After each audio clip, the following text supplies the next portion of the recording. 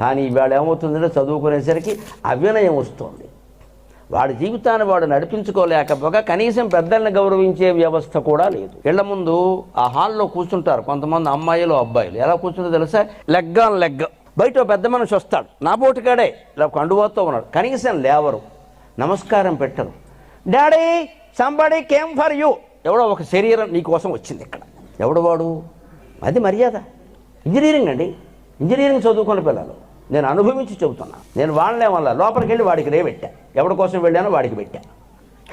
మీరన్న నేను కాదయ్యా, ఎవడొచ్చినా ఇలాగే ఉండాలి ముందు నేను అమ్మాయికి చెప్పే విషయం. నేనేంటి అలాంటి వాడు ఎవడో ఈ కండువాలతో వస్తే గౌరవిస్తావా? ప్యాంటు చొక్కా వేసుకుంటే గౌరవించవా? అసలు ముందు మీ అమ్మాయికి లేవడం నేర్పు.